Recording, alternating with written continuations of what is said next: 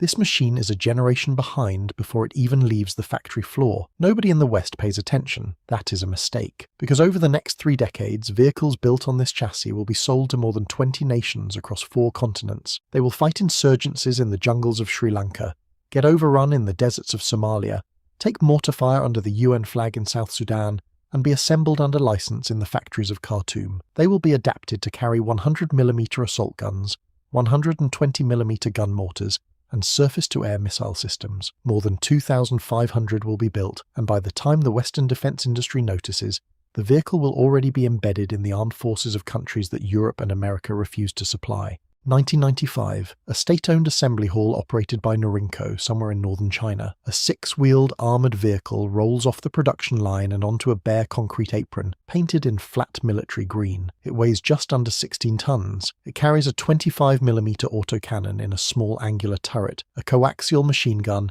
and enough interior space for a driver, a commander, a gunner, and 9 infantrymen seated on metal benches inside a welded steel hull. It looks ordinary. It looks derivative. The hull shape borrows heavily from the French VAB. The drivetrain is built around a licensed copy of a Mercedes-Benz military truck chassis. The engine is a German Deutz air-cooled diesel built under contract, producing 320 horsepower. Even the fire control is basic. The 25mm cannon is not stabilized.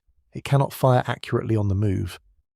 By the standards of Western or even Russian armored vehicles entering service in the mid-1990s, its designation is the WZ-551, known to the People's Liberation Army as the Type 92. It is the vehicle that proved China could arm the world on a budget, and nobody could stop it. To understand why the WZ-551 existed, you need to understand the problem China faced in the late 1970s. The People's Liberation Army was one of the largest ground forces on Earth, but it was equipped almost entirely with obsolete Soviet-era tracked vehicles, designed for a style of warfare that no longer matched China's strategic geography. The country's western borders stretched across the Tibetan Plateau, the deserts of Xinjiang, and the mountain passes of Central Asia. These were vast, road-dependent frontiers where tracked armoured personnel carriers burned fuel, destroyed roads, and required constant maintenance.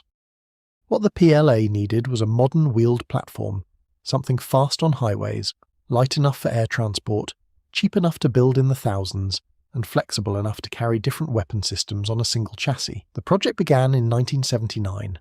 Norinco engineers started with a foundation that was not entirely their own. The chassis was derived from the Tiema XC2030 military truck, itself a Chinese adaptation of the Mercedes-Benz 2060. The engine was a Deutz BF8L413F, an 8-cylinder turbocharged air-cooled diesel imported under license from Germany. The sighting systems, ventilation and overpressure NBC protection were borrowed from the Type 86 tracked infantry fighting vehicle. The 25mm autocannon came from the ZSD-89 program. In short, the WZ-551 was not a clean sheet design.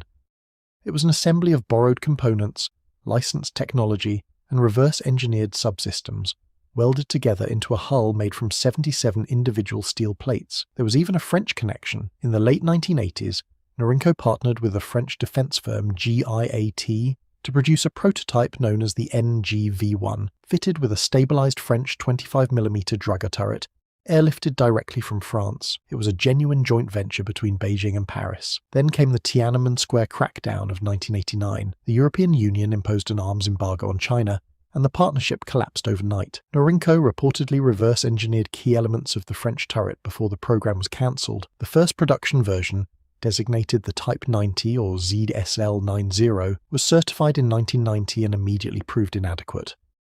Its water-cooled engine overheated at altitude, lacked power on mountain roads, and performed poorly in the thin air of the Tibetan Plateau. Fewer than 100 were built before the PLA demanded a redesign. The fix was simple but decisive. Engineers replaced the water-cooled engine with the air-cooled Deutz variant, which breathed better at elevation and ran cooler in desert conditions. They refined the suspension, improved the drivetrain, and adjusted the axle spacing for better weight distribution. The result was certified in 1994 as the Type 92, or ZSL-92. The infantry fighting vehicle variant entered PLA service in 1995. The armoured personnel carrier variant, armed with a 12.7mm heavy machine gun instead of the autocannon, followed in 1997. The vehicle itself was competent without being exceptional.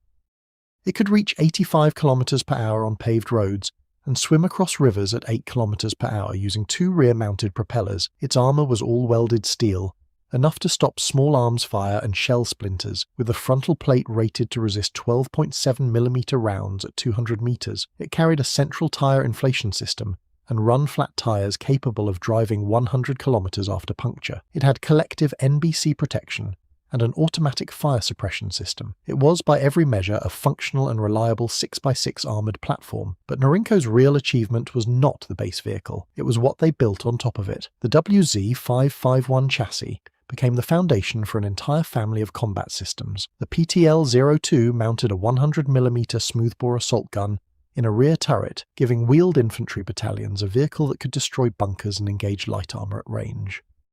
The PLL-05 carried a 120mm combination gun mortar capable of indirect fire out to nearly 10 kilometers. The Yitian air defense variant mounted 8 surface-to-air missiles and a phased array radar on the same 6-wheeled hull. Command vehicles, ambulances, armoured recovery variants, and anti-tank missile carriers all followed. One chassis, dozens of configurations. That was the philosophy, and it worked. Now, before we get into where this vehicle actually fought and how it performed under fire, if you are enjoying this deep dive into military hardware and global arms strategy, hit subscribe. It takes a second, costs nothing, and helps this channel keep producing content like this. The WZ-551 was never designed to compete with Western armoured vehicles on capability. It was designed to compete on price and availability, and in that contest, it was devastating. Norinco marketed the vehicle aggressively throughout the 1990s and 2000s, targeting nations that Western governments either refused to supply or priced out of the market. The pitch was straightforward: no end-user restrictions, no congressional reviews, no human rights conditions, just armoured vehicles delivered on time at a fraction of the cost of anything coming out of Europe or North America. For countries under arms embargoes, under sanctions, or simply too poor to afford a Piranha or a Striker, the WZ-551 was often the only option on the table. Sri Lanka became the largest foreign operator, acquiring approximately 190 vehicles to equip its armoured corps and newly formed mechanised infantry regiment during the final and most intense phases of the civil war against the LTTE. These were not parade vehicles. They were driven into active combat zones in the north and east of the island, supporting infantry operations through dense jungle terrain where heavier tracked vehicles could not operate efficiently. Myanmar bought large quantities of both the base APC and the WMA-301 export variant, a version mounting a 105mm gun compatible with NATO standard ammunition. Iran acquired approximately 150. Sudan went further, negotiating a local assembly agreement with Norinco and producing the vehicle domestically under the name Shatif II, with deliveries running from 2006 through 2015. Kenya purchased 32. Djibouti, Senegal, Cameroon, Chad, Niger, Ethiopia, Angola, Zambia, Zimbabwe, Oman and others all placed orders. By the mid-2000s, the WZ-551 and its derivatives were present in more African and Asian armies than any single Western armoured vehicle of comparable class.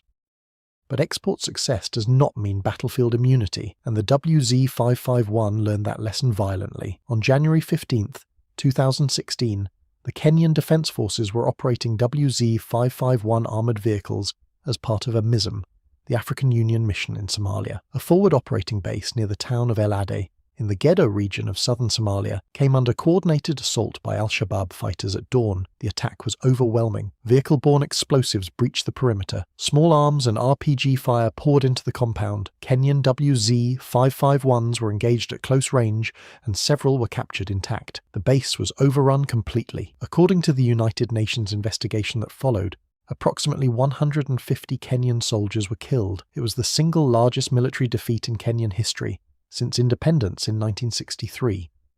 Photographs of captured WZ-551s, some still in operational condition, circulated widely on social media in the days that followed. The thin steel armour that could stop rifle rounds had never been designed to survive an ambush of that intensity. 6 months later, the vehicle suffered its most high-profile loss under the UN flag itself. In July 2016, heavy fighting erupted in Juba, the capital of South Sudan, between government forces and opposition fighters. China's first deployed infantry battalion to UNMISS, a force of 700 troops, was equipped with the ZSL-92B, the upgraded variant of the WZ-551, armed with a stabilized 30mm autocannon. On July 10th, during intense crossfire near the UN compound, a shell struck infantry fighting vehicle number 105. 2 Chinese peacekeepers, Li Lei and Yang Shupeng, were killed. 5 more were wounded. Li Lei had turned 22 years old the day before. Yang Shupeng was 33. A second vehicle, number 103, returned warning fire. The broader Battle of Juba left at least 300 dead, and the UN Security Council subsequently authorized a 4,000-strong regional protection force to reinforce the mission. For the PLA, it was the most significant combat loss of peacekeepers in China's modern military history, and it happened inside a vehicle that was supposed to represent the best of Chinese armored capability. The combat record extended far beyond those 2 incidents. In Myanmar, Type 92 APCs and WMA 301 assault gun variants saw sustained action against ethnic armed organizations across multiple frontier states. At least 2 105mm gun vehicles were confirmed captured or destroyed by resistance forces, including one struck near Mamauk by the Kachin Independence Army in August 2024.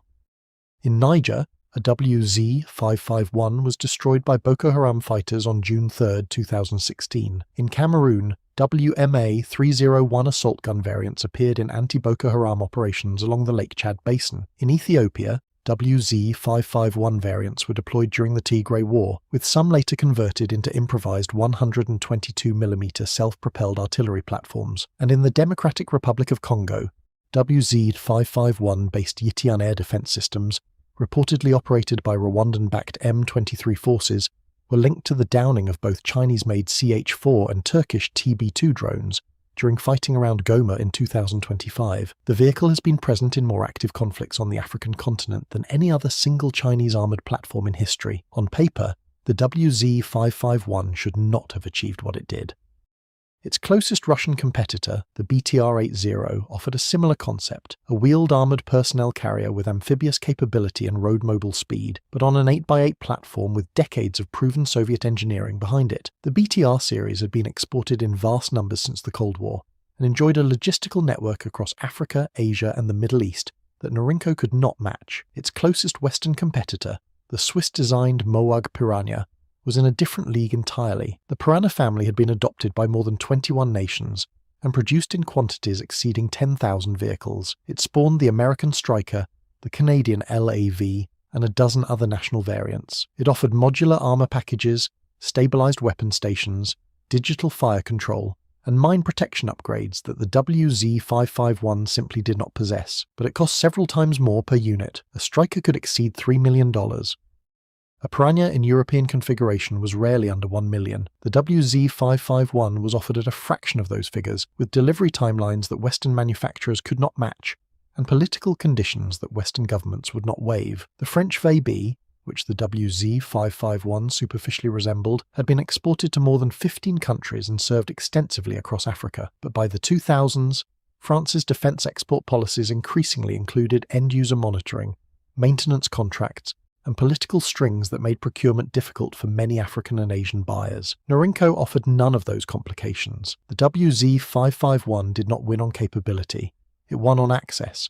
It was available to governments that had no alternative source of armoured vehicles. It arrived when Western suppliers were still debating export licenses, and it came with a price that turned armoured mechanisation from a fantasy into a budget line. It fought in more wars than the Boxer has ever seen. It did not do this because it was the best armoured vehicle in the world. It did this because it was there, it was available, it was affordable, and nobody else was selling. That is not engineering excellence.